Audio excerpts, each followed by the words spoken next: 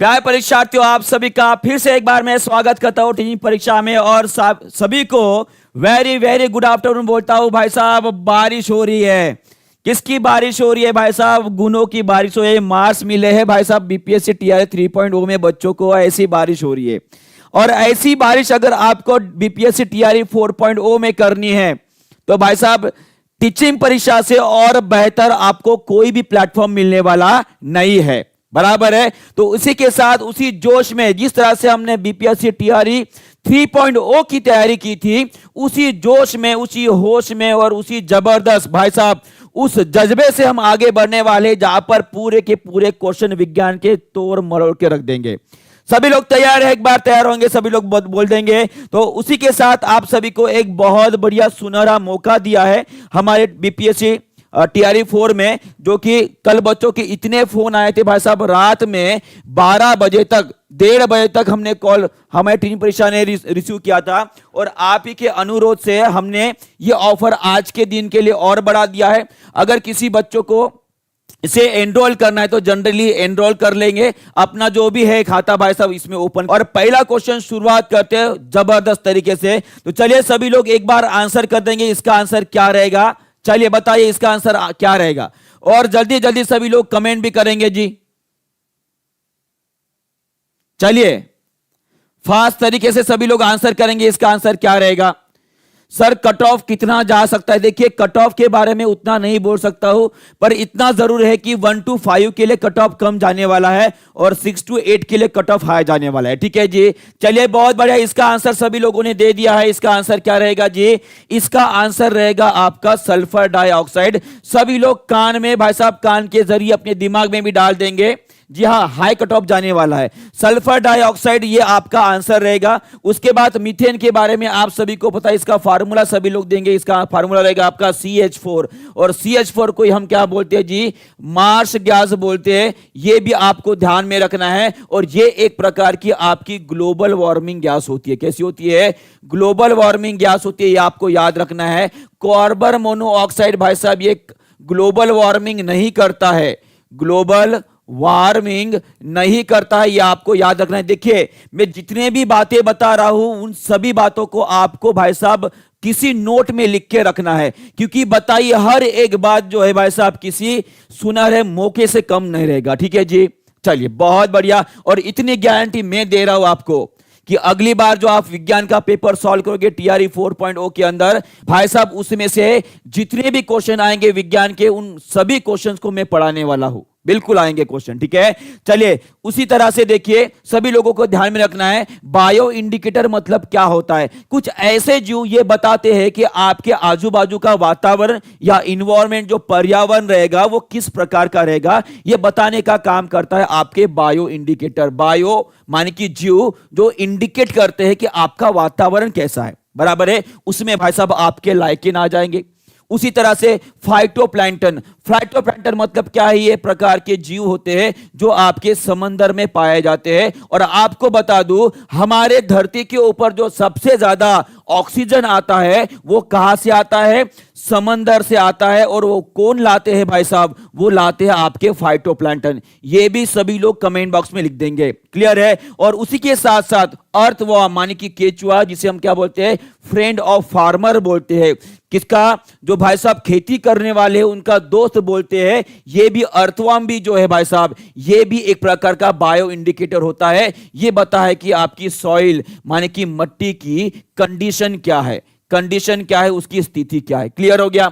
और लाइकेन के बारे में आप सभी को पता है लाइकेन क्या है। जितने बातें मैं बोल रहा हूं सभी लोग कमेंट बॉक्स में लिखने वाले हैं। लाइकेन क्या है? ये भाई साहब एक सहजीव संबंधी होते हैं, सहजीव संबंधी होते हैं। जैसे आप सभी को पता है संबंधी मतलब क्या होता है भाई साहब? लड़का और लड़की के रिश्तेदार जो होते हैं उनसे संबंधी बोलते हैं, है ना? उसी तरह से होता है जैसे कि लड़की भाई साहब ब्याह कर कर जब घर में जाती है, वो कौन सा काम करते हैं? जनरली पुराने ख्याल की बात कर रहा हूं। ठीक है, वो क्या करती है? खाना बनाने का काम करेगी। और भाई साहब जो दूल्हा है वो क्या करता है भाई साहब? बताओ, वो घर बनाएगा दुल्हन के लिए नया, उसे सजाएगा और भाई साहब अपनी फैमिली आगे बढ़ाएगा। ऐसा ही होता है। बस ये भी वैसे ही संबंधी लोग हैं। इसमें संबंधी कौन कौन होता है? उसमें जो दूल्हा होता है भाई साहब वो होता है आपका फंगी। कौन होता है? फंगी, जिसे हम बोलेंगे कवक। ये क्या बनाता है? दूल्हा क्या बनाता है? घर को सजाता है ना, उसी तरह से ये फंगी क्या बनाता है? ये भाई साहब आपको घर बना के देगा, आपको नहीं देगा, अपनी दुल्हन को देगा। और इसकी दुल्हन को है ना, इसकी दुल्हन है आपकी अलगी। अलगी माने जिसे बोलते हैं हम शेवाल। और शेवाल क्या बनाएंगे भाई साहब? ये भाई साहब खाना बनाएगी। क्या बनाएंगे? खाना बनाएंगे। तो इस तरह से आप याद रख सकते हो। क्लियर है? सहजीव संबंधी। क्लियर है? चलिए भाई साहब आगे बढ़ते हैं। देखिए यहां पे लिखा भी है कि लाइचन जो होता है भाई साहब, वो सल्फर डाइऑक्साइड का एक एक क्या होता है? एक जैविक इंडिकेटर होता है। क्लियर है जी? चलिए आगे बढ़ते हैं। नेक्स्ट क्वेश्चन आप सभी के लिए ये रहा। चलिए जल्दी से इसका आंसर कर देंगे। चलिए बताइए, पूछा गया है कि किस पदार्थों को सीधे ठोस से भाई साहब गैस में परिवर्तित कर सकते हैं? उन पदार्थों की जो प्रक्रिया है उसे क्या बोला गया है? बहुत बढ़िया जी हाँ, खाना बनाएंगी ना सहसंबंधी भाई साहब। अब उसी के लिए मैं बोल रहा हूं, यहाँ पे बहुत सारे बच्चे ऐसे भी होंगे भाई साहब, वो गवर्नमेंट जॉब ही इसीलिए चाहते हैं कि भाई साहब कुछ अच्छी सी फैमिली मिल जाए, अच्छी दुल्हन मिल जाए भाई साहब, है ना।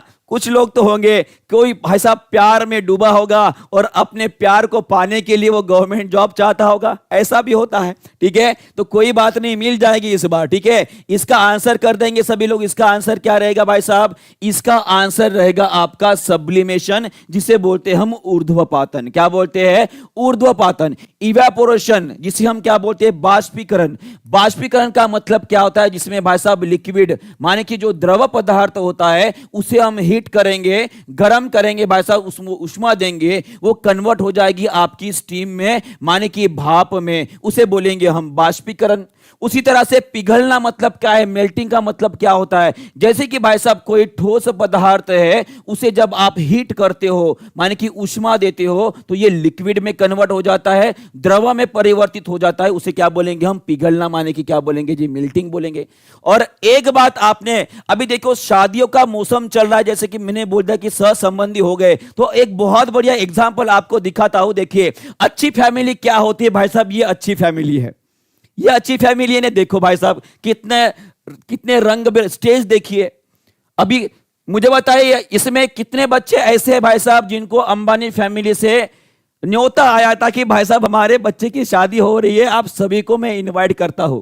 कौन कौन है भाई साहब ऐसे स्पेशल? कोई तो होगा, कोई तो होगा यहां पे, कोई है? अच्छा चलिए कोई बात नहीं है भाई साहब, तो हमारे रिश्तेदार ही काफी है ना, अंबानी ने नहीं बुलाया तो क्या हुआ, बड़े लोग हैं, है ना। देखिए शादी में अगर जब कभी गए होंगे तो भाई साहब आपने देखा होगा ऐसे धुआं धुआं जो है भाई साहब आजकल बहुत चल रहा है ना। पूरे स्टेज में धुआं, बाद में यहाँ पे दूल्हा और दुल्हन इस तरह से एंट्री कर रहे हैं, उनके रास्ते में धुआं। ये धुआं पता है क्या होता है?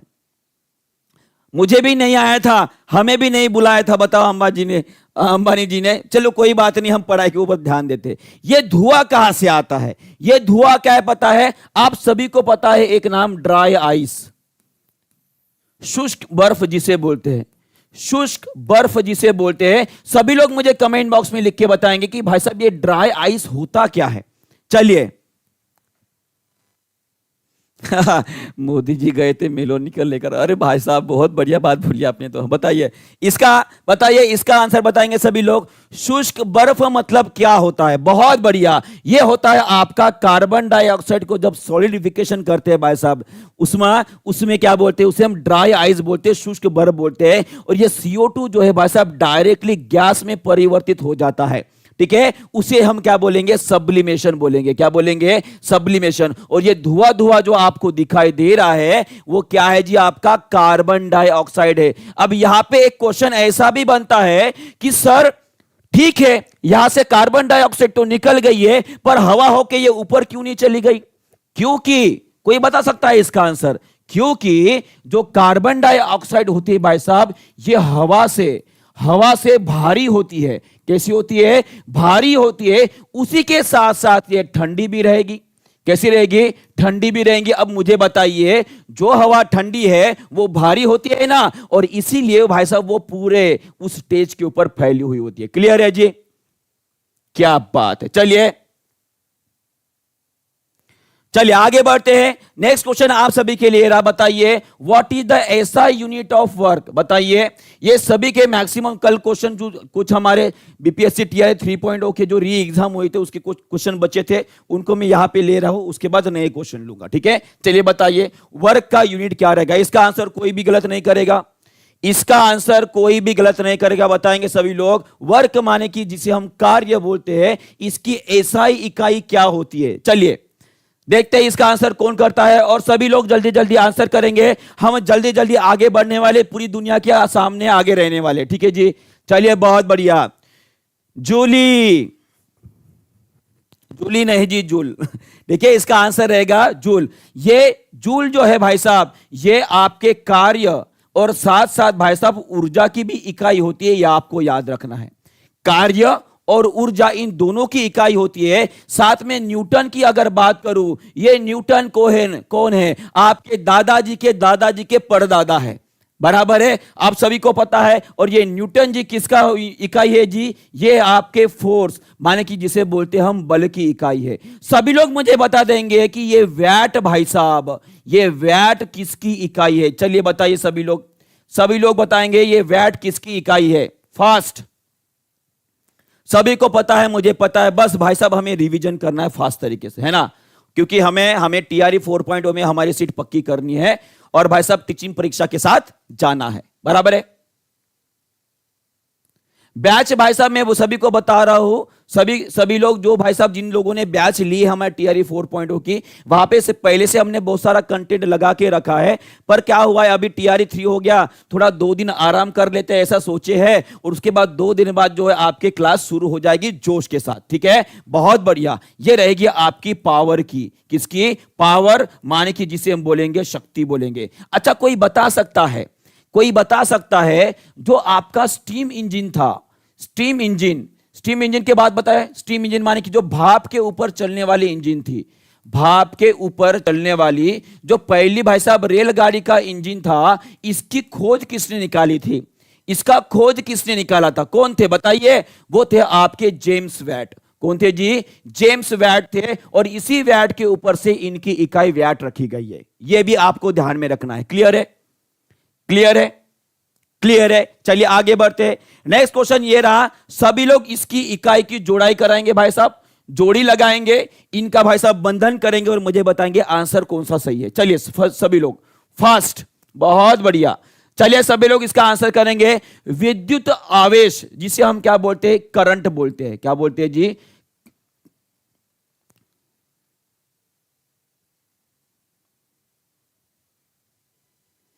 विद्युत आवेश,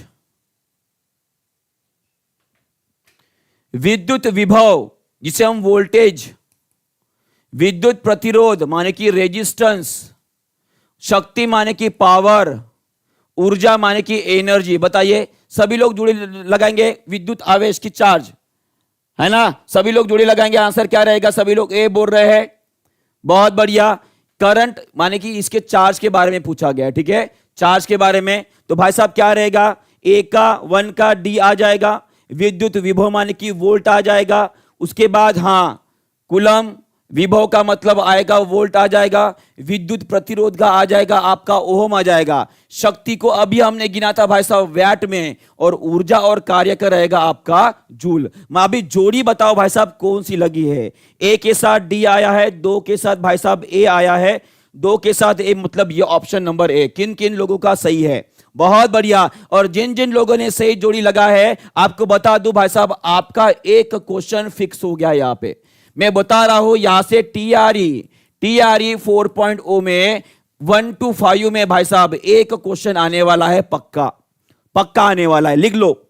क्लियर है जी? चलिए भाई साहब आगे बढ़ते हैं। कॉन्फिडेंस इतना बूस्ट हो गया है ना क्वेश्चन आने के बाद, क्योंकि ऐसे लगता है कि मां सरस्वती ने हमारे सर के ऊपर हाथ रख दिया है और बोल रहे कि भाई साहब बच्चों का भला कर दीजिए, है ना। ऐसा ही कुछ हुआ है टीआरई 3.0 में। और भाई साहब कितने क्वेश्चन हमारे पूछे, बहुत बढ़िया, बहुत बढ़िया। चलिए बताइए इसका आंसर करेंगे सभी लोग। Which of the following has the maximum electrical resistivity, माने कि पूछा गया है किन में सबसे अधिकतम विद्युत प्रतिरोधकता होती है। चलिए बताइए। विद्युत प्रतिरोधकता होती है। सभी लोग जल्दी जल्दी आंसर करेंगे, लाइक करेंगे और शेयर भी करेंगे। शेयर करना कोई भी नहीं भूलेगा, क्योंकि वही आप लोग हो जो हमें आगे बढ़ा रहे हो, ठीक है। क्योंकि हम आपके जरिए आगे बढ़ रहे और आप जो है हमारे जरिए ना कुछ बल्कि 10% तो हमारा भाई साहब जरूर हिस्सा रहेगा आपके सक्सेस में, है ना। चलिए बहुत बढ़िया, सभी लोगों ने इसका आंसर दे दिया है जी। मैक्सिमम बोला गया है, मैक्सिमम रेजिस्टिविटी बोली गई है, माने कि इसका आंसर आपका नाइक्रोम रहेगा। क्या रहेगा? नाइक्रोम। सबको बता दूं, सिल्वर वो धातु है, वो धातु है जिसकी सबसे ज्यादा भाई साहब वो करंट को बहाता है खुद में से। करंट बहाता है मतलब जिसे हम बोलते हैं कंडक्टिविटी, माने कि ये करंट का सबसे अच्छा सुचालक है, ऐसे बोलेंगे। कौन जी? आपका सिल्वर। क्लियर है। और भाई साहब कॉपर को हाथ लगाओगे तो करंट लग जाएगा। आयरन को भाई साहब डाल दो उस बोर्ड के अंदर, स्विच ऑन कर दो और भाई साहब उंगली पकड़ लो, करंट लग जाएगा। तो नाइक्रोम आपका आंसर रहेगा। और ये नाइक्रोम कहां पे इस्तेमाल किया जाता है, ऐसा भी क्वेश्चन आता है। देखिए सभी लोग यहां पे ध्यान देंगे भाई साहब, नाइक्रोम जो है भाई साहब इसकी रेजिस्टिविटी सबसे ज्यादा होती है। साथ में इसमें कौन कौन से होते हैं? नाइक्रोम ये कोई धातु नहीं है, पहली बात आपको ध्यान में रखनी है। जो भाई साहब नाइक्रोम होता है, नाइक्रोम निकेल और क्रोमियम सबसे ज्यादा पाया जाता है। साथ में इसमें कुछ अमाउंट में आपका आयरन भी रहेगा। और ये क्या है? आपका मिश्र धातु है। सभी लोग कमेंट बॉक्स में लिखेंगे नाइक्रोम ना ही धातु है ना ही अधातु है, ये क्या है? मिश्र धातु है। क्या है जी? मिश्र धातु है। क्लियर है? सभी को समझ में आ गया है। और ये भाई साहब इसका एक दूसरा नाम भी है जिसे आपको याद रखना है, इसे बोला जाता है ब्राइट रे बोला जाता है। क्या बोला जाता है जी? ब्राइट रे बोला जाता है। ये आपको याद रखना है। क्यों बोला जाता है? क्योंकि जब कभी भी इसमें से आप करंट को फ्लो करते हो भाई साहब, ये इस तरह से जल उठती है, वहां से आपको रेड कलर की, उसके बाद ऑरेंज येलो कलर की लाइट वहां से निकलते हुए दिखाई देगी। और साथ में आपको एक और बात बताना चाहूंगा कि ये नाइक्रोम कहां पे इस्तेमाल किया जाता है? जो भाई साहब आपके इलेक्ट्रिकल हीटर होते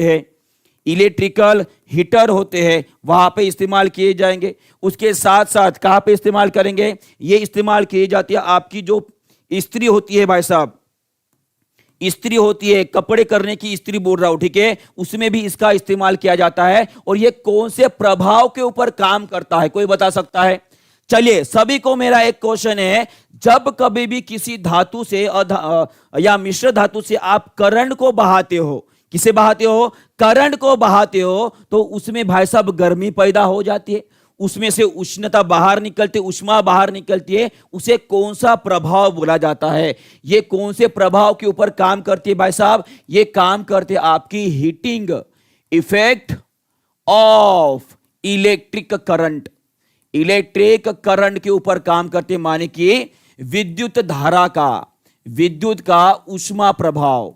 सभी लोग इसे याद रखेंगे भाई साहब। यह आपके लिए बड़ा ही महत्वपूर्ण बात बोली है मैंने। अभी इसके ऊपर क्वेश्चन भी आया था बीपीएससी टीआरई 3.0 में। क्लियर है? Heating effect. और इसे ही दूसरा भी नाम है, इसे ही बोला जाता है आपका जूल्स इफेक्ट। क्या बोला जाता है? जूल्स इफेक्ट या जूल्स का प्रभाव भी बोला जाता है। यह भी आपको याद रखना है। इसमें एक और बात जोड़ दो भाई साहब, अब क्या बोलूं, इसमें कोई क्वेश्चन हमें छोड़ना है। इसका फार्मूला रहेगा H = I² R × T। यह फार्मूला भी आपको ध्यान में रखना है। क्लियर है? सभी लोग ये बात बोलेंगे सर क्लियर हो गया। आगे का क्वेश्चन लो। चले आगे बढ़ते हैं। नेक्स्ट क्वेश्चन आप सभी के लिए बताइए, आइसलेट ऑफ लैंगरहैंस। लैंगरहैंस की भाई साहब जो भाई साहब द्वीपिकाएं होती है, कहां पर पाई जाती है? चलिए बताइए सभी लोग। सभी लोग आंसर करेंगे जल्दी जल्दी। इसका आंसर क्या रहेगा? बहुत बढ़िया जी हाँ, जूल्स इफेक्ट भी बोलेंगे इसे। और इसका आंसर क्या रहेगा जी? इसका आंसर, हाँ सर ये क्वेश्चन बीपीएससी टीआई 3 में आया था वो वाला क्वेश्चन। इसका आंसर रहेगा आपका पैंक्रियाज। क्या रहेगा जी? पैंक्रियाज। यकृत में नहीं रहता है जी, यकृत में कहां से रहेगा? ये रहता है आपके पैंक्रियाज के अंदर, जिसे हम बोलते हैं अग्नाशय। क्या बोलते हैं? अग्नाशय। आप सभी लोग यहां पे ध्यान देंगे, ये देखिए आपका ये स्प्लीन हो गया है, जिसे हम स्प्लीन बोलते हैं। इसके बाद ये पत्ती जैसी आपको जो दिखाई दे रही है ना, यह आपका अग्नाशय है। क्या है ये? अग्नाशय है। और इसमें छोटी छोटी कोशिकाओं का ऐसा एक ग्रुप होता है, उसे बोलते हैं हम आइसलेट ऑफ लैंगरहैंस। क्या बोलते हैं? Islets of Langerhans. लैंगर मतलब ध्यान में रख दियो वो आपसे, ठीक है जी? हाँ, क्लियर है यहाँ पे। और ये क्या करती है भाई साहब? इसमें जो है अल्फा, उसके बाद बीटा और भाई साहब डेल्टा नाम की कुछ कोशिकाएं होती है ना। ये बीटा कोशिकाएं जो है भाई साहब, ये आपका इंसुलिन सिक्रेट करते हैं। कौन सा? इंसुलिन। और आप सभी को पता है ये इंसुलिन क्या करती है भाई साहब? जिस किसी के घर में कोई दादाजी होंगे, बड़े पापा होंगे, मम्मी दादी होंगी भाई साहब, उनको एक जनरल बीमारी, आपको बता दूं पूरी दुनिया में सबसे ज्यादा इंसुलिन का उपयोग कहां पे होता होगा? तो हमारा प्यारा भारत देश है। मेरा भारत महान, बराबर है। किस बात में महान? दुनिया के सबसे ज्यादा डायबिटिक पेशेंट, सबसे ज्यादा शुगर वाले पेशेंट कहां पे मिलेंगे आपको? भारत में मिलेंगे। और भाई साहब ये इंसुलिन क्या करता है? ये शुगर लेवल को कम करता है, शुगर को कम करने का काम करता है। ये भी आपको याद रखना है। क्लियर है जी? जी बहुत बढ़िया। कंट्रोल का मतलब है वो कम करता है, ठीक है। उसके साथ साथ एक और हार्मोन है जिसके बोला जाता है भाई साहब ग्लूकागॉन। क्या बोला जाता है? ग्लूकागॉन बोला जाता है। ये क्या करता है? ये शुगर लेवल बढ़ाता है, शुगर को बढ़ाता है। ये भी आपको ध्यान में रखना है। क्लियर है? क्लियर है? चलिए बहुत बढ़िया, आगे बढ़ते हैं। ये सब कुछ समझ में आ गया। नेक्स्ट क्वेश्चन आप सभी के लिए, जब एंजाइम्स की बात हो रही है तो सभी लोग बताएंगे कि एंजाइम्स केमिकली माने कि रासायनिक रूप से क्या होते हैं। चलिए बताइए इसका आंसर क्या रहेगा। और जो बच्चे, मैं बता रहा हूं, कल की गुरु पूर्णिमा थी, है ना, आने वाले शायद 1.5 महीने के बाद आपका टीआरई 4.0 रहने वाला एग्जामिनेशन रहेगा, बराबर है। उस 4.0 के एग्जामिनेशन में अगर आपको खुद पे अफसोस नहीं करना है कि भाई साहब मैंने अगर कुलदीप सर का क्लास किया होता तो शायद मेरा विज्ञान का पेपर आज बेस्ट गया होता, वो पछतावा अगर आपको नहीं करना है तो अभी से बोल रहा हूं, जल्दी से टीचिंग परीक्षा को भाई साहब जो भी कोर्सेस है वो ले लो, क्योंकि ये ऑफर बस 31 जुलाई तक ये सीमित रहेगा। उसके बाद इसके कोर्सेज जो है भाई साहब डबल से भी ज्यादा प्राइस हो, क्योंकि बहुत बच्चों ने एनरोल कर लिया है और एक लिमिट के बाद हम भी भाई साहब बंद कर देंगे कि अभी नहीं। क्लियर है? तो जल्दी से एनरोल कर दो सभी लोग। इसका आंसर सभी ने बता दिया है जी।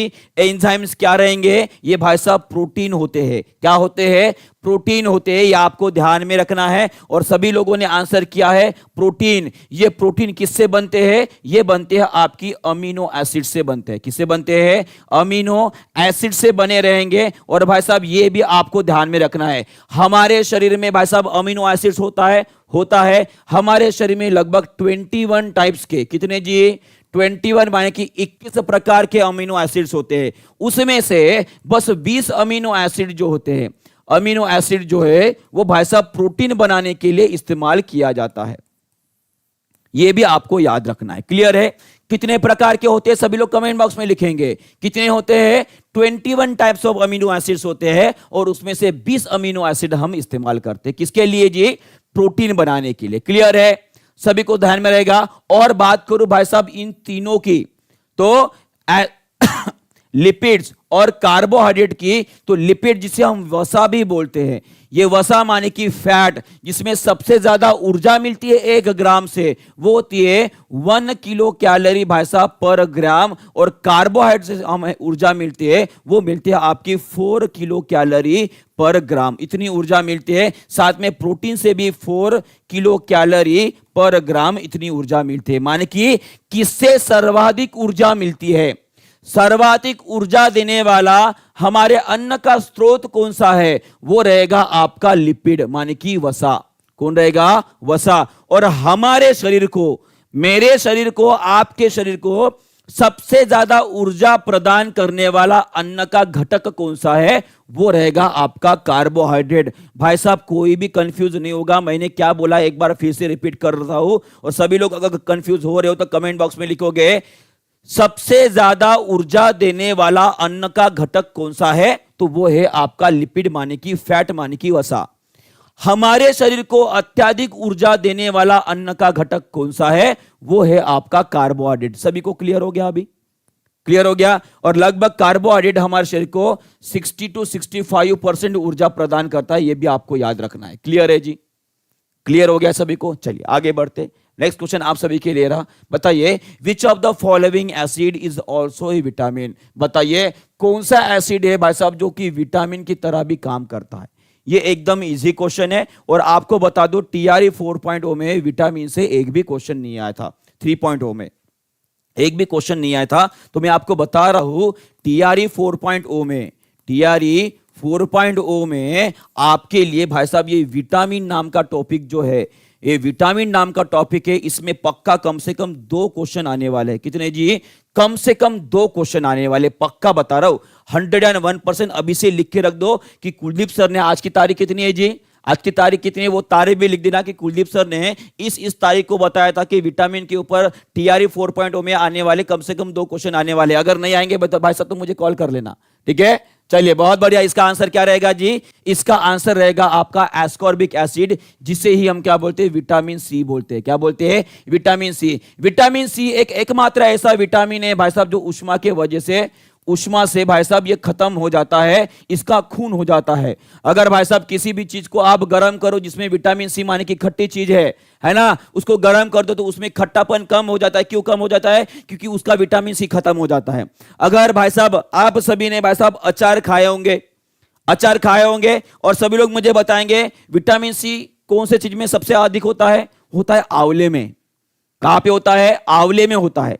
और आंवले का अचार जब बनाते हो, मैं महिलाओं की बात कर रहा हूं, वहां पे उसको उबालने का काम करते हैं भाई साहब। अब मुझे बताइए अगर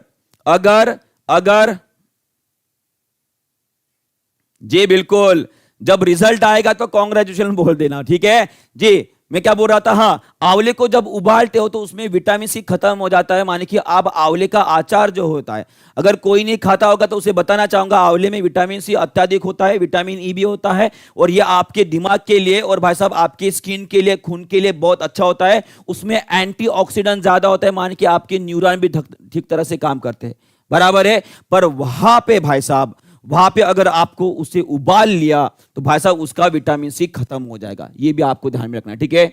क्लियर है? मुंह में पानी आ रहा भाई साहब सुन के, अभी क्या बताऊं। हाँ, फॉर्मिक एसिड। ये फॉर्मिक एसिड कहां पे होता है भाई साहब? अगर आपको चींटी ने काट दिया, ये भाई साहब मधुमक्खी ने काट दिया। किसने काट दिया? मधुमक्खी ने काट दिया, तो उसमें निकलता आपका फॉर्मिक एसिड, और इसी की वजह से आपको क्या होती है जी? जलन होती है। ये भी आपको याद रखना है। उसके बाद मैलिक एसिड की बात करूं तो ये मैलिक एसिड कहां पे पाया जाता है? An apple a day keeps a doctor away, ऐसे बोला जाता है। एप्पल खाते हो कि नहीं खाते हो? तो भाई साहब एप्पल इतने महंगे हो गए थे, इतने एप्पल अगर रोज रोज खाओगे तो भाई साहब वैसे भी डॉक्टर की जरूरत नहीं पड़ने वाली है, कंगाल हो जाओगे, है ना? तो ये मैलिक एसिड सबसे ज्यादा एप्पल में पाया जाता है, ठीक है जी? जी बहुत बढ़िया। चलिए ये विटामिन की लिस्ट है, सबको बताना चाहूंगा। देखिए विटामिन ए, जिसे रेटिनॉल भी बोला जाता है, और दूसरा नाम भी क्या है इसका बताइए? इसका नाम रहेगा आपका कैरोटीन। क्या रहेगा जी? कैरोटीन, ये दूसरा नाम है। कैरोटीन ये जो विटामिन ए का एक टाइप है, ये मिलता है आपको वेजिटेरियन माने कि सब्जियों से मिलता है। कहां से? सब्जी से मिलता है। और ये रेटिनॉल नाम का जो विटामिन ए है भाई साहब, ये आपको नॉनवेज से मिलता है। कहां से मिलता है? नॉनवेज, माने कि जो मांसाहारी है भाई साहब, उनको रेटिनॉल नाम का विटामिन ए मिलता है, बराबर है। विटामिन डी की अगर खासियत बोलूंगा तो इसे कैल्सीफेरॉल भी बोला जाता है। और विटामिन डी ये एकमात्र ऐसा विटामिन है, एकमात्र शरीर खुद जो बनाता है, खुद बनाने वाला विटामिन विटामिन कौन सा है? विटामिन डी है। फोकट में मिलता है, पर आजकल दुनिया में सबसे ज्यादा विटामिन की कोई कमी होगी तो विटामिन डी की है। बोलते हैं ना भाई साहब, कोई चीज अगर फोकट में मिल रही तो उसकी कीमत नहीं होती है ना, और उसी कंडीशन में ये विटामिन की डी के साथ हो रही है। क्योंकि आजकल भाई साहब कोई धूप में निकलना ही नहीं चाहता है, बड़े बड़े फ्लैट्स में रहते हैं, धूप का आता पता ही नहीं है, शरीर में कहां से विटामिन डी बनने वाला। इसीलिए जैसे 30 साल के 35 साल के हो जाएंगे भाई साहब, उनके घुटने काम करना बंद कर देंगे, ये कंधे में घुटने में दर्द घुटनों में दर्द होगा भाई साहब, गर्दन अकड़ जाएगी भाई साहब, आपके हाथ पैर दर्द देने लगे। किसके वजह से? विटामिन डी की कमी से।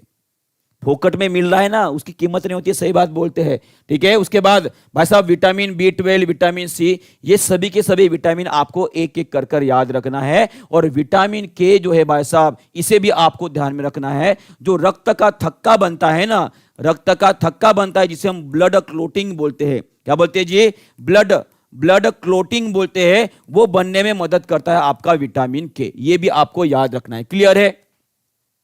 क्लियर है? चलिए आगे बढ़ते हैं।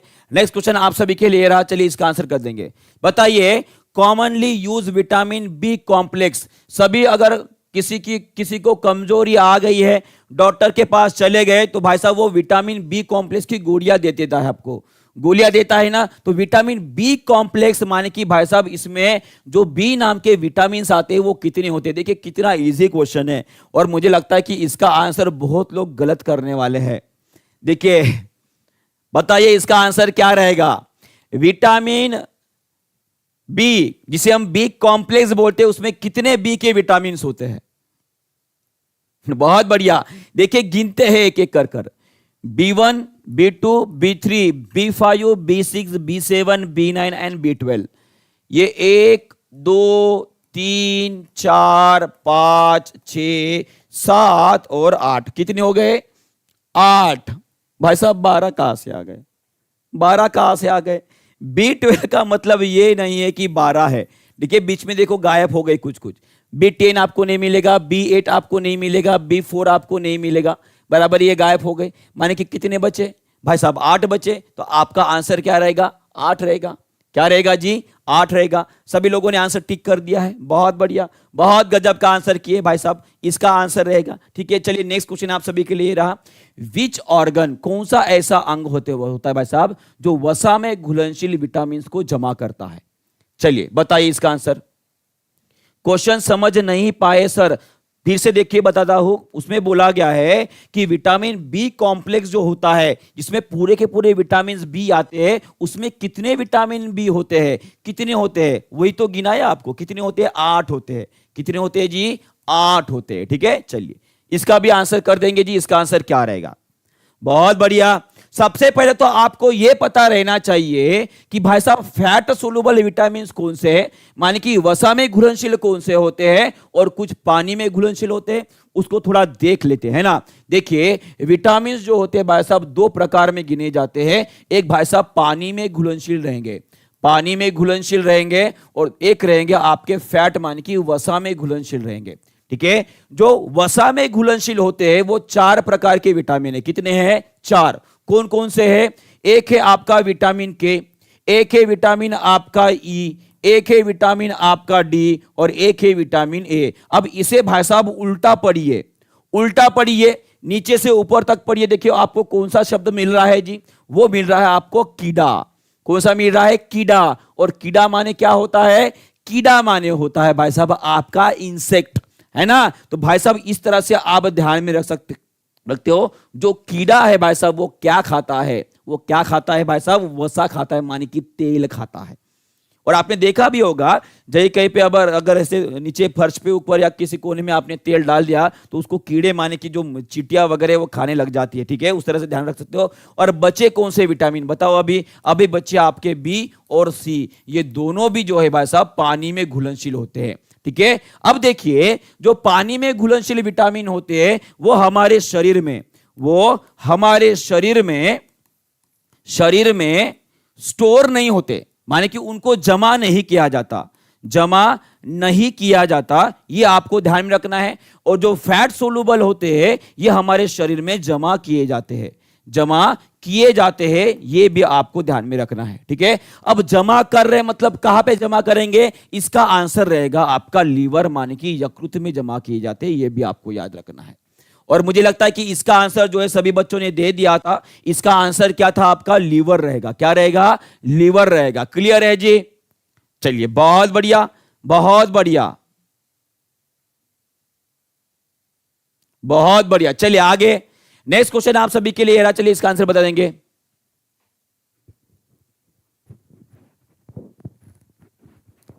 सभी में क्लासेस जो है, जो बच्चे ऐप के ऊपर है, जिन्होंने भाई साहब हमारे क्लास लिए हुए ऐप के ऊपर, उनको बता दो कि सभी क्लासेस जो है हमारे भाई साहब 24 से शुरू हो जाएंगे, 24 से शुरू हो जाएंगे। ये सभी लोग ध्यान रखेंगे इसका भाई साहब, सभी लोग जो है नोट भी कर लेंगे। 24 से सभी के सभी क्लासेस हम शुरू कर देंगे। इसके पहले भी क्लासेस हुए, बहुत सारा डाटा हमने ऐप के ऊपर डाल के रखा है। ठीक है जी, चर्बी कैसे बनती है, चर्बी माने कि फैट होता है ना जी, ठीक है, कैसे बनती है, ज्यादा खाओ काम नहीं करो चर्बी बन जाएगी अपने आप, है ना, वही होता है जी। यूट्यूब के ऊपर हमारा रोज डेली क्लास रहेगा ठीक 2 बजे। कुछ कारणों के वजह से थोड़ा सा लेट हो गया, क्योंकि बारिश इतनी जोर से शुरू है कि इस भाई साहब सिग्नल का प्रॉब्लम आ रहा है ना। तो चलिए, एक इसका आंसर सभी ने बता दिया है कि कौन सा रहेगा जी, ब्लड क्लोटिंग के बारे में अभी अभी मैंने आपको बताया था, वो है विटामिन के। और एक बात आपको बताना चाहूंगा कि विटामिन के जो है भाई साहब, ये हमारे शरीर में जो बड़ी आंत होती है, जो बड़ी आंत होती है, उसमें भाई साहब कुछ गुड बैक्टीरिया रहते हैं। कौन से रहते हैं, गुड बैक्टीरिया, जिसे हम क्या बोलते हैं जी, उसे हम कोली बैक्टीरिया भी बोलते हैं, कोली जीवाणु भी बोलते हैं भाई साहब। वो ये विटामिन के बनाने में मदद करते हैं, ये भी आपको ध्यान में रखना है। माने कि हमारे शरीर में अभी 2 विटामिन बन रहे हैं, एक विटामिन डी जो शरीर खुद बना रहा है, और विटामिन के को भाई साहब ये बैक्टीरिया बनाने में मदद कर रहा है। ठीक है, क्लियर हो गया है जी। हाँ, एसएसटी वालों के लिए भी बहुत इंपॉर्टेंट रहेगा। क्लियर है जी। जी हाँ, टाइम टेबल हम पब्लिश कर देंगे आज ही। मैं हमारे टेक्निकल टीम से गुजारिश, देखो यार फिर से बादल आ गए, वही हो रहा है, बादल आ गए घनघोर काले, अंधेरा छा गया सभी तरफ और चला गया नेटवर्क हमारा, सबसे महान देश हमारा। ऐसा ही होता है जी हाँ, वही तो बोला मैंने, काले बादल छा गए है, नेटवर्क हमारा, सबसे देश महान हमारा। चलने लगा, चलो बहुत बढ़िया। इसका आंसर बता देंगे सभी लोग, चलिए बताइए इसका आंसर क्या रहेगा। बहुत बढ़िया, चलिए इसका आंसर बताएंगे सर। पीआरटी बैच में भी देखिए, जितने भी कोर्सेस हम टीचिंग परीक्षा में पढ़ाते हैं, सभी टीचर लोग, मैं अकेला नहीं, सभी लोग बाइलैंग्वेज में ही पढ़ाते हैं, बस इंग्लिश को छोड़कर। ठीक है, इंग्लिश में ही होता है, हिंदी में नहीं पढ़ाया जाता, ये आपको ध्यान में रखना है। ठीक है जी, चलिए बहुत बढ़िया। इसका आंसर बता देंगे सभी लोग, इसका आंसर क्या रहेगा। सभी लोग बोल रहे कि ऑप्शन नंबर 4 रहेगा, सभी लोग बोल रहे कि ऑप्शन नंबर 4 रहेगा। बहुत बढ़िया, all metals are non ductile. भाई साहब आपका दिमाग है कि सुपर कंप्यूटर है, बहुत बढ़िया, बहुत बढ़िया आंसर कियो। All metals are solid. चलिए बताइए इसे आपने गलत क्यों बोला। चलिए थोड़ी सी ब्रेन एक्सरसाइज करते हैं, देखते हैं किसका ब्रेन कैसे चलता है। सभी लोग मुझे बताएंगे भाई साहब, सभी लोग मुझे बताएंगे भाई साहब कि जितने भी धातु होते हैं वो ठोस होते हैं, इसको गलत क्यों बोला आपने। इस सब, जी हां बहुत बढ़िया। इसका एक एक्सेप्शन उदाहरण है, वो है आपका पारा, जिसे हम बोलते हैं मर्क्यूरी। भाई साहब ये क्या है, आपका धातु है जो आपके द्रव रूप में रहता है। कौन से रूप में रहता है, द्रव रूप में रहता है। चलिए इसका भी आंसर बता देंगे, ऑल मेटल्स आर हार्ड। भाई साहब इसके तो बहुत सारे ऑप्शन रहेंगे। आपके जो सोडियम है भाई साहब, ये देखिए इसे, उसके बाद आपका पोटेशियम, इन दोनों को भाई साहब हम चाकू से काट सकते हैं, हैप्पी बर्थडे टू यू कर सकते हैं, इनका हम इस तरह से काट सकते हैं, इतने सॉफ्ट होते हैं। उसी तरह से all non metals are gas, ये आपके लिए इंपॉर्टेंट रहेगा, ये आपके लिए मोस्ट इंपॉर्टेंट रहेगा सेंटेंस। चलिए इसका आंसर बता देंगे, इसका क्या रहेगा। सभी के सभी जो अधातु होते हैं वो गैसेस फॉर्म में, माने कि वायु के रूप में होते हैं। जी बहुत बढ़िया, इसका आंसर है आपका ब्रोमीन। ब्रोमीन ये एकमात्र ऐसा अधातु है जो भाई साहब आपको लिक्विड माने कि द्रव रूप में मिलता है। एकमात्र अधातु, ये आपको ध्यान में रखना है, ये बहुत ही ज्यादा इंपॉर्टेंट रहेगा आप सभी के लिए। एकमात्र अधातु जो आपको लिक्विड फॉर्म में माने कि द्रव रूप में मिलता है। क्लियर है? क्लियर है सभी को? बहुत बढ़िया। चलिए आगे बढ़ते हैं। नेक्स्ट क्वेश्चन आप सभी के लिए, सभी के आंसर आपने दे दिए हैं। और भाई साहब कुछ नॉन मेटल्स जो होते हैं माने कि अधातु जो होते हैं भाई साहब वो घन रूप में भी मिलते हैं, जैसे कि आपका कार्बन हो गया। उसके बाद सल्फर ये गैस नहीं होते, ये आपको याद रखना है। ठीक है, ये नेचुरली अगर पाया जाता है वो घन रूप में पाया जाता है। उसी तरह से आपका रेड फास्फोरस, ये तीनों के तीनों अधातु भाई साहब कैसे रहेंगे जी? सॉलिड फॉर्म में रहेंगे, माने कि जिसे बोलते हैं हम भाई साहब क्या रहेंगे जी? आपके घन रूप में रहते हैं। ये अभी आपको याद रखना है। क्लियर है? चलिए बहुत बढ़िया। चलिए बताइए इसका आंसर क्या रहेगा? सर पीडीएफ बता दो किस सेक्शन में मिलता है? ऐप के ऊपर। देखिए ऐप के ऊपर जब जाओगे तो वहां पे अलग से वाईटी का सेक्शन बना हुआ है। हम वाईटी के ऊपर माने कि यूट्यूब के ऊपर जितने भी क्लासेस लेते हैं उन सभी की पीडीएफ आपको वहीं पे मिल जाएगी। ठीक है जी।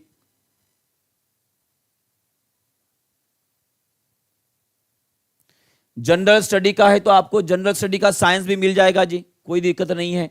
ठीक है, पर मैं चाहूंगा कि आप पूरा का पूरा कोर्स परचेस करो, क्योंकि मैं ये बोल रहा हूं कि जो बच्चा पूरा का पूरा कोर्स परचेस करने वाला है उन सभी को, और अगर आपका बीपीएससी टीआरई 4.0 में आप टॉप 100 में अगर आ जाते हो, तो आपको वैसे भी पूरी की पूरी फीस वापस मिलने वाली है।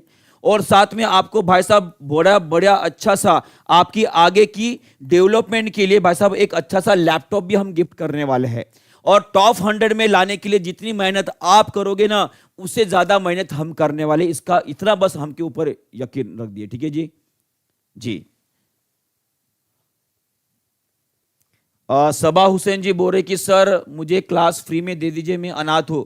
सबा हुसैन जी मैं आपको एक तसल्ली देना चाहूंगा। देखिए फ्री में अगर लोगे तो फ्री में लेने के बाद, जैसे बोला ना मैंने, विटामिन डी फ्री में मिल रहा है पर उसकी वैल्यू कुछ नहीं होती है। ठीक है, हम आपको स्पेशल डिस्काउंट देकर जो है कोर्स परचेस करवा देंगे, ये हमारी गारंटी रहेगी। और मैं इसके बारे में दानिश सर से जरूर बात करूंगा। आप हमारे टेक्निकल टीम्स को कॉल कीजिए और वहां पे जो है आप अनाथ हो उसका सर्टिफिकेट मिलता है भाई साहब, वो सर्टिफिकेट के साथ हमें अपलोड कर दीजिए। आपको पूरा का पूरा सेक्शन जो है हम फ्री में दे देंगे, कोई टेंशन नहीं है। किसी बच्चों को अगर भाई साहब कोई अपंग होगा, कोई दिव्यांग होगा, किसी दिखने में तकलीफ होगी और कोई अनाथ होगा, मैं इन सभी बच्चों को ये बोलना चाहूंगा, अगर भाई साहब आपको सच में तकलीफ है, ठीक है, उसका सर्टिफिकेट बनवा लो। और सर्टिफिकेट साथ साथ हमारे टीचिंग परीक्षा में जो टेक्निकल टीम है वहां पे कॉल कीजिए और रिक्वेस्ट कीजिए। वो रिक्वेस्ट हम जरूर दानिश सर के पास पहुंचाएंगे और हमें यकीन है कि दानिश सर आप बच्चों को स्पेशल डिस्काउंट देंगे, बहुत भारी डिस्काउंट के साथ आपको एंट्री मिल जाएगी। ठीक है जी, चलिए बहुत बढ़िया। इसका आंसर कर देंगे सभी लोग। इसका आंसर रहेगा आपका भाई साहब, रहेगा आपका सेंट्रीपिटल फोर्स रहेगा। क्या रहेगा? जिसे बोलते हैं हम अभिकेंद्री बल बोला जाता है। और देखिए इस तरह से होता है, जो भी हमारी पृथ्वी जो है सूरज के अराउंड गोल गोल घूम रही है, वो कौन से बल के कारण? वो है आपका ग्रेविटेशनल फोर्स। कौन सा है? ग्रेविटेशनल, माने कि जिसे हम गुरुत्व बल बोलते हैं। क्या बोलते हैं? गुरुत्वीय बल बोलते हैं। और यही गुरुत्वीय बल कौन से बल का काम कर रहा है? ये काम कर रहा है भाई साहब आपका सेंट्रीपिटल फोर्स का, माने कि अभिकेंद्री बल का काम कर रहा है। ये भी आपको याद रखना है। उसी के साथ साथ रोलर कोस्टर पे अगर कभी गए होंगे, जो भी चीज भाई साहब गोल गोल घूम रही है, वो गोल गोल अपने पथ के ऊपर अगर कायम है तो किसके वजह से? वो केवल होता है आपका सेंट्रीपिटल फोर्स की वजह से, जिसे बोलते हैं हम अभिकेंद्री बल के वजह से। क्लियर हो गया है? कोर्स की वैलिडिटी जब तक आपकी एग्जामिनेशन नहीं हो जाती तब तक होती है। क्योंकि क्या हो रहा है, आपने बीपीएससी टीआरई 3.0 में देखा होगा, कुछ इंस्टीट्यूट ने क्या किया था, बीपीएससी टीआरई 3.0 का कोर्स 3 महीने का रख दिया था। और हमने क्या किया था, जब तक आपकी एग्जामिनेशन ना हो भाई साहब तब तक आपकी वैलिडिटी रहेगी। क्योंकि बीपीएससी वालों का कुछ भरोसा नहीं है। जिस तरह से बीपीएससी टीआरई 3.0 का सिलेबस बढ़ते बढ़ते भाई साहब 4 महीने चला गया था, 5 महीने चला गया था। हो सकता है अगर वैसी कुछ आ जाता है तो वो भी आगे आपका कोर्स आपके एग्जामिनेशन तक रहेगा, जब तक आपका रिजल्ट नहीं आता तब तक। ठीक है जी, चलिए बहुत बढ़िया, आगे बढ़ते हैं। नेक्स्ट क्वेश्चन आप सभी के लिए रहा। ये क्वेश्चन अभी अभी एग्जामिनेशन, देखिए ये हेड टीचर में पूछा गया क्वेश्चन है। हेड टीचर बीपीएससी कौन सा 2024। ये फिर से भाई साहब आपके बीपीएससी टीआरई 3.0 में भी पूछा गया क्वेश्चन है। ठीक है, तो ये क्वेश्चन आपके लिए इंपॉर्टेंट रहेगा और अगली बार मैं बता रहा हूं न्यूरॉन के ऊपर क्वेश्चन आने वाला है, देख लियो, बता रहा हूं आपको। चलिए सभी लोग इसका आंसर करेंगे, बहुत बढ़िया। इसका आंसर रहेगा आपका अंतर्ग्रथन, जिसे हम सिनेप बोलते हैं। क्या बोलते हैं? सिनेप बोलते हैं। और ये सिनेप क्या होती है? दो भाई साहब न्यूरॉन के बीच की गैप होती है कुछ इस तरह से। ये आपका एक पहला न्यूरॉन हो गया, ये दूसरा न्यूरॉन जो है, इन दोनों की बीच की गैप जो होती है उसे सिनेप बोला जाता है। क्या बोला जाता है? सिनेप बोला जाता है। और आपको एक और बात बता दूं, ये जो कोशिका है जिसे हम न्यूरॉन बोलते हैं, क्या बोलते हैं? न्यूरॉन बोलते हैं। तंत्रिका कोशिका, तंत्रिका कोशिका, ये हमारे शरीर की, हमारे मानव शरीर की सबसे लंबी कोशिका है। सबसे लंबी कोशिका होती है, ये भी आपको याद रखना है। और ये कहां पे पाई जाती है जी? ये पाई जाती है आपकी भेजे में। भेजे माने कि जिसे बोलेंगे हम ब्रेन में पाई जाएगी। और साथ में जो आपका स्पाइनल कॉर्ड होता है, कॉर्ड माने कि जिसे बोले हम पीठ की रीढ़ की हड्डी जो होती है भाई साहब, रीढ़ जो होता है भाई साहब, वहां पे भी पाया जाता है। ये भी आपको याद रखना है। क्लियर है जी? चलिए बहुत बढ़िया, आगे बढ़ते हैं। और ये भाई साहब जो बड़ा वाला पोर्शन आपको पीला पीला दिखाई दे रहा है, इसे एक्सोन बोला जाता है। क्या बोलते हैं? एक्सोन बोला जाता है। ये भी आपको याद रखना है। और यहां पे जो आपको जड़ें होती है ना, पेड़ की जड़ें आपने देखी होगी, इस तरह से फैली होती है। और ये जो है भाई साहब, इसे बोला जाता है डेंड्राइट्स। क्या बोला जाता है? डेंड्राइट्स बोला जाता है। ये आपको ध्यान में रखना है। क्लियर है जी? चलिए आगे बढ़ते हैं, देखते हैं इस क्वेश्चन का आंसर कौन करता है। चलिए बताइए, what is the functional unit of nervous system?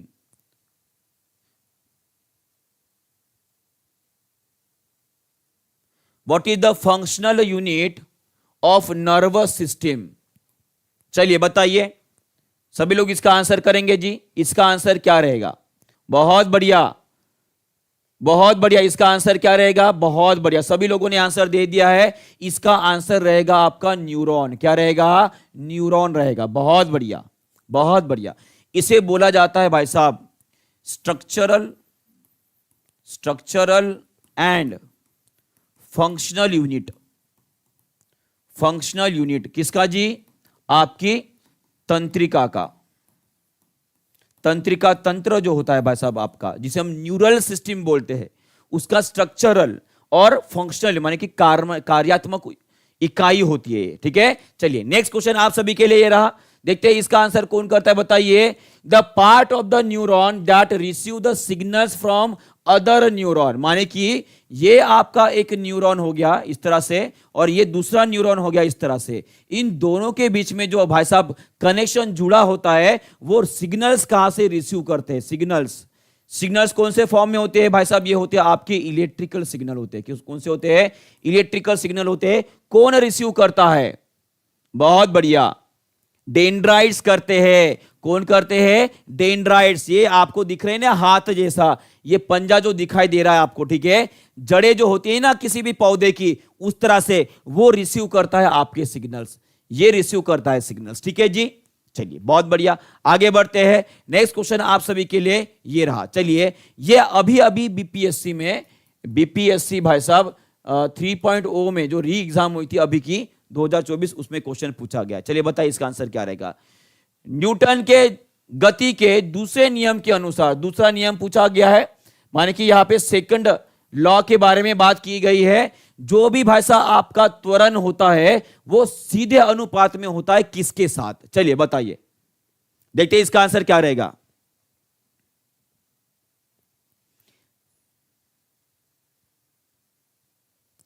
हम भी मिलाए सभी टीचर, बहुत सारे क्वेश्चन का आंसर गलत। देखिए क्या होता है, क्या होता है, जो भी आपका आंसर की रहेगा फाइनल, वो भी फाइनल नहीं होता, आप सभी को पता है, उसमें भी कुछ ना कुछ गलत होते हैं। ठीक है, बहुत बढ़िया, सभी ने आंसर दे दिया है जी। इनवर्स ऑफ ऑब्जेक्ट मैथ्स बोल रहे, देखो भाई साहब, देखिए न्यूटन का दूसरा नियम क्या है, यह आपका सेकंड नियम होता है। अब आप सभी को फार्मूला यहां पे सीधा सीधा दिखाई दे रहा है, force is equal to mass into acceleration, माने कि त्वरण होता है। आप सभी को पता है जो द्रव्यमान होता है भाई साहब, द्रव्यमान ये समान होता है, ये नहीं बदलता है, माने कि ये कांस्टेंट है ना। तो मैं बोलना चाहूंगा कि फोर्स जो होता है वो सीधे अनुपात में होता है किसके साथ, आपके त्वरण के साथ। किसके साथ? त्वरण के साथ रहेगा ना। तो इसका मतलब क्या है, ये एक्सीलरेशन माने कि त्वरण जो है किसके साथ रहेगा, सीधे अनुपात में, वो रहेगा आपके भाई साहब ए के साथ। किसके साथ रहेगा? ए के साथ रहेगा। क्लियर है जी? शीतल जी बोरे सर इनवर्स वाला लगाए हमने, क्या बात है। ठीक है चलो कोई बात नहीं है। ठीक है, ये रहा आपका पहला नियम जिसे हम जड़त्व का नियम बोलते हैं। जड़त्व का नियम क्या बोलता है, सभी लोग यहां पे ध्यान देंगे। जड़त्व का नियम ये बोलता है कोई चीज अगर भाई साहब दौड़ रही है तो वो दौड़ते ही रहेगी। कब तक? कब?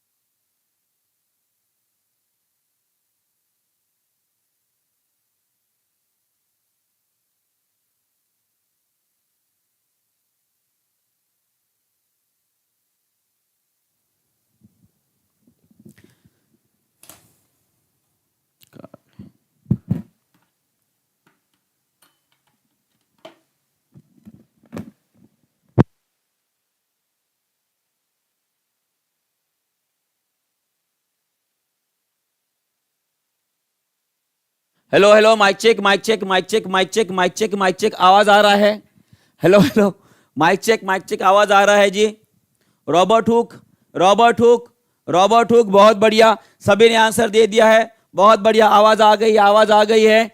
भारत जिंदाबाद। ठीक है, चलो आंसर बताइए। कोशिका की खोज किसने की थी? वो की थी भाई साहब रॉबर्ट हुक जी ने। किसने की थी? रॉबर्ट हुक जी ने की थी। ये आप सभी को पता है, ये क्वेश्चन अभी अभी बीपीएससी टीआरई 3 पॉइंट में आया था। और भाई साहब ये बीपीएससी टीआरई में अगर पूछा गया तो हमारे लिए भी इंपॉर्टेंट रहने वाला है। इन्होंने सबसे पहले जो नॉन लिविंग सेल होता है भाई साहब, माने कि मरी हुई सेल का खोज निकाला था रॉबर्ट हुक जी ने। ठीक है, ये आपको ध्यान में रखना है।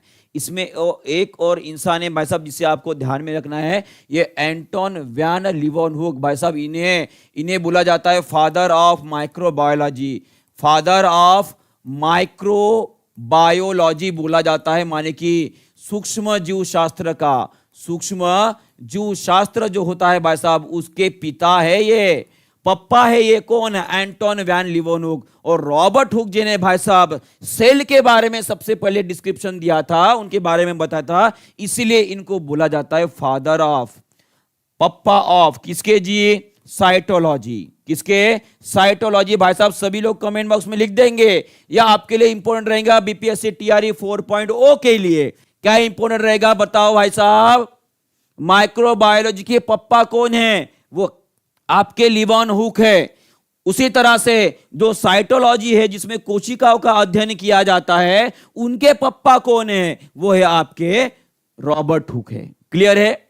चलिए देखते हैं, ये रहे आपके रॉबर्ट हुक जिन्होंने 1665 में, भाई साहब कितने साल हो गए गिन लेना, ठीक है, उन्होंने सबसे पहले कॉर्क सेल माने की जो ऊपरी छाल होती है पौधों की जो मरे हुए होती है, उनका अध्ययन किया था और बताया था कि वहां पे सेल होती है। ठीक है, उसी तरह से ये आपके एंटोन वैन लीeuwenhoek जिन्होंने सबसे पहले जीवाणु को देखा था और प्रोटोजोआ को देखा था, ये भी आपको ध्यान में रखना है। साथ में हमारे शरीर का जो शुक्राणु होता है और भाई साहब जो ओवम माने कि महिलाओं के शरीर में जो एग होता है, इनको भी देखने वाले सबसे पहले कोई वैज्ञानिक होंगे तो वो आपके एंटोन वैन लीeuwenhoek, जिसे हम क्या बोलते हैं जी? उन्हें बोलते हैं हम फादर ऑफ माइक्रोबायोलॉजी बोलते हैं। सभी लोग इसका भाई साहब कमेंट बॉक्स में लिख देंगे, साथ में अपने दिमाग में भी लिख देंगे। क्लियर है? चलिए आगे बढ़ते हैं। नेक्स्ट क्वेश्चन देखिए, वही क्वेश्चन पूछा गया है, ये क्वेश्चन आपके लिए इंपॉर्टेंट रहेगा, सभी लोग इसका आंसर करेंगे जल्दी से। इसका आंसर क्या रहेगा चलिए बताइए फास्ट फास्ट, उसके बाद आपके हिंदी का लेक्चर होने वाला है, जल्दी से चलिए जल्दी जल्दी आंसर करेंगे। इसका आंसर क्या रहेगा आपका? बीपीएससी में हिंदी का भी लेक्चर होने वाला है, जल्दी से इसका आंसर कर देंगे। इसका आंसर क्या रहेगा? बहुत बढ़िया, बहुत बढ़िया, बहुत बढ़िया। चलिए जल्दी जल्दी आंसर करेंगे सभी लोग।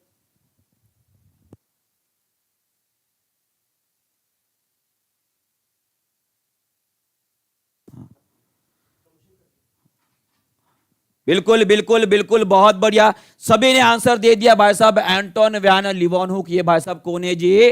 कौन है? सूक्ष्म जीव शास्त्र के कौन है? पप्पा है। बहुत बढ़िया। कोई बता सकता है भाई साहब ये लुईस पास्चर जी ने क्या किया था? ये लुईस पास्चर जी ने क्या किया था? कोई बता सकता है? पास्चराइजेशन प्रोसेस, पास्चराइजेशन माने कि क्या होता है?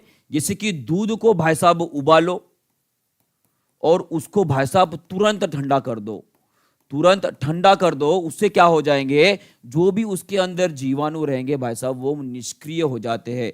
क्या हो जाएंगे? निष्क्रिय हो जाएंगे। माने कि पास्चराइजेशन प्रोसेस के बारे में उन्होंने बताया था लुईस पास्चर जी ने। बहुत बढ़िया। और इन्होंने रेबीज नाम का जो डिसीज होता है, रेबीज, ये भाई साहब एक ऐसा रोग है जो भाई साहब जानवरों से किस में आता है? इंसानों में आता है। किस में आता है? इंसानों में आता है। ये भी आपको याद रखना है, ठीक है जी। और इनकी वैक्सीन खोज निकाला था आपके लुईस पास्चर जी ने। बहुत बढ़िया, बहुत बढ़िया। एसिड वर्सेस बेस की डिफिनेशन वो भी क्लियर कर देंगे, वो भी क्वेश्चन आने वाले, ठीक है। चलिए ये आपके सेशन का आज का आखिरी का क्वेश्चन, ये आपके लिए होमवर्क रहेगा। चलिए कल से जो हमें क्या करने वाला हूं, जितने भी आज क्वेश्चन मैंने लिए हैं वो पहले तो रिवाइज कर लेंगे, जहां पे आपकी टेस्ट रहेगी 10 मार्क की, ठीक है। 10 सेकंड में पूरा का पूरा रिवाइज कर लेंगे और आखिरी में क्वेश्चन की रिवीजन भी करा दूंगा। उससे अच्छा आपके पूरे के पूरे क्वेश्चन याद ही हो जाएंगे। इसका आंसर सभी लोग दे देंगे। और इसके बाद जो है आपके हिंदी का लेक्चर शुरू होने वाला है। मैम जो है तैयार है आपके लिए, ठीक है। वहां पे सभी लोगों को जाना है और भाई साहब अपनी तैयारी जो है वो मुट्ठी में करना है भाई साहब।